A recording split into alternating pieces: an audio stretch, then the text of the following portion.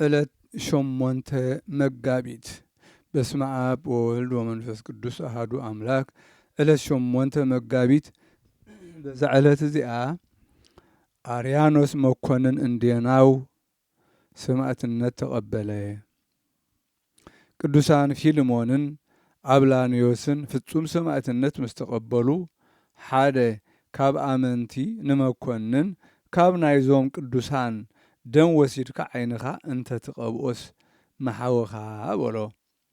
ንሱ ከዓ ካብ ደሞም ወሲዱ ዓይኑ ቀብአ። ሽዑ ንሽዑ ከዓ ረአየ። ካብኡ ብዛዕባ እቲ ኣብ ቅዱሳን ሰማዕታት ዝገበሮ ክፉእ ብዛዕባ እቲ ብዘይ ምሕረት ዓብዪ ስቃይ ዘሳቅዮም ዝነበረ ዓብዪ ሓዘን ሓዘነ። ሽዑ ተንሲኡ ጣዖታቱ ሰባቢሩ ብጎይታና ኢየሱስ ክርስቶስ ተኣመነ። ምስጋና ንዑ ይኹን። ካብኡ ንኣመንቲ ምስ ስቃዮም ገደፎ። ዲዮቅልጥያኖስ ዜና አርያኖስ መኮንን ምስ ሰምዐ ወተሃደራቱ ልኢኹ ናብኡ ምፅኦ። ብዛዕባ ምንታይ ምምላኽ ኣማልክቲ ሓደግካ በሎ። ንሱ ከዓ እግዚኣብሔር ብኢድ ቅዱሳን ሰማዕታት ገይሩ ዝገበሮ ተኣምራትን መንክራትን ከዘንትወሉ ጀመረ።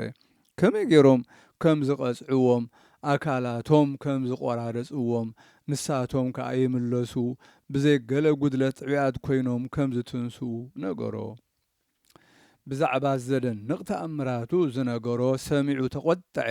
ዓብዪ ቅፅዓት ክቐፅዕዎ ከኣዘዘ። ካብኡ ኣብ ጉድጓድ ኣእትዮም ክሳብ ዝመውት ነቲ ጉድጓድ ክዓብስዎ ኣዘዘ። ከምኡ ከዓ ገበሩ። ጎይታና ከዓ መልኣኹ ልኢኹ ካብቲ ጉድጓድ ኣውፅኦ። ኣብ ቅድሚ መደቀሲ ዲዮቅልጥያኖስ ንጉስ ከዓ ቆሞ። ንጉስ ካብ ድቃሱ ተበራቢሩ ረአዮሞ ፈርሀ። መንኻ ንስኻ በሎ። ንሱ ከዓ ኣነ አርያኖስ መኮንን እንዴናው እየ በሎ። ንጉስ ብኡ ሰንበደ። ኣብ ሰቀ ፀጉሪ ማለት ኣብ ካሻ ገይሮም ናብ ባሕሪ ክድርብይዎ ኣዘዘ። ኣብቲ ጨጓር ካሻ ከሎ ኣዝማዱን ኣገልገልቱን ሰላም ምስ በልዎ ከምዚ ንነገሮም እግዚኣብሔር ብሕልሚ ሌሊታ ኣርኢኑ ኣሎ። ንስጋይ ከም ዝሓልየሉ ናብ ሃገረይ እንዴናው ከም ዝመልሶ ነጊሩኒ ኣሎ። ስለዚ ንስኻትኩም ኣብ ወደብ ሃገር እስክንድርያ ፀኒሕኩም ንስጋይ ተቀበልዎ በሎም። ኣብቲ ባሕሪ ምስ እተውዎ ከዓ ጎይታና ንዓሳ አንበሪ ኣዘዞ። ተሸኪሙ ኣብ ወደብ ሃገር እስክንድርያ ኣብፅሖ። ኣገልገልቱ ከዓ ክፅበይዎ ፀንሑ። ንስጋኡ ተቐቢሎም ድማ ናብ ሃገሩ እንዴናው ወሰድዎ።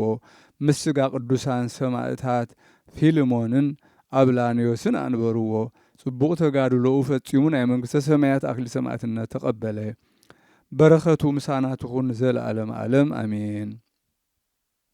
ሰላም ለአርያኖስ አማልክቲሁ ሃዲጎ እንተ ተለወ ፍጹመ ለእግዚአብሔር ህጎ። ዲዮቅልጥያኖስ ምኡክ ቢጸ አራዊት በተዛውጎ። እምድኅረ ደፍነ ጥቀ አፈ ግብ መሪጎ። መልእልተ ምስካቡ ንጹፍ ተረክበ አሪጎ። ሰላም ንአርያኖስ ንኣማልክቱ ሓዲጉ ብፍጹም ዝሰዓበ ንእግዚአብሔር ሕጉ። ዲዮቅልጥያኖስ ምኡክ ጨካን ብጻይ አራዊት ምስ ሓናጉጉ። ንኣፍ ጉድጓድ ምስ ዓጾ ንፋስ ከም ዘይኣትዎ መሪጉ። ኣብ መደቀሲኡ ንጹፍ ተረኽበ ዓሪጉ። በዛ ዕለት እዚኣ ሓደ እቲ ክንዲ ይሁዳ ኣስቆሮታዊ ዝተሾመ ካብ 12 ሃዋርያት ሓደ ሃዋርያን ሰማዕትን ቅዱስ ማትያስ ኣዕረፈ። ንሱ ናብቶም ዝኸዶም ዓድታት ምስ ሰበኸ ናብ ፍልጠት እግዚኣብሔር መለሶም። ቅድመዚ ንሱ ናብ ሃገር በላዕቲ ሰብ ከይዱ ነበረ። ንሳቶም እቲ ልማዶም ሬሳታት ኣጋይስ ሰባት ይበልዑ ነበሩ። ገለ ጋሻ ሰብ እንተረኸቡ ኣዒንቱ የንቁርዎ እሞ ኣብ ቤት ማእሰርቲ የእትውዎ። እታ ዝሓዝዎ መዓልቲ ይጽሕፍዋ። ን30 መዓልቲ ሳዕሪ ክምግብዎ ቀኒዮም ከዓ ድሕሪኡ ኣውፂኦም ይበልዕዎ ነበሩ። ሃዋርያ ማትያስ ከዓ ናብኣቶም ምስ ኣተወ ኣብኡ ሰበኸሎም። ንሳቶም ከዓ ሽዑ ሓዝዎ። ኣዒንቱ ኣውፂኦም ከዓ ኣሰርዎ።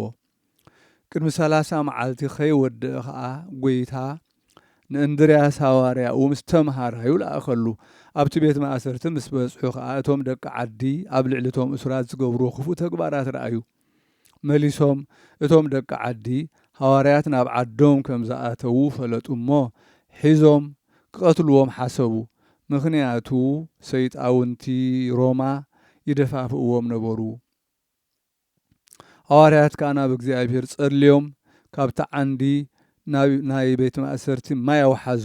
እቲ ማይ ከዓ እቲ ሃገር ክሳብ ዘዕለቕልቕ ኣብ ክሳብ ውዶም እውን ክሳብ ዝበጽሕ ገንፈለ። ሽዑ ምስ ተጨነቑ ናይ ህይወቶም ተስፋ ቆረጹ እሞ ናብ ቅዱሳን ሃዋርያት ከይዶም ኣብ ቅድሚኦም በኸዩ። ሓጢኣቶም ተኣሚኖም ከዓ ከድሕንዎም ለመንዎም። ሃዋርያት ከዓ ምስጋና ንዑ ይኹን ብጎይታና ኢየሱስ ክርስቶስ እመኑ እሞ ክትድሕኑ ኢኹም በልዎም። ሽዑ ብጎይታና ኢየሱስ ክርስቶስ ኣመኑ።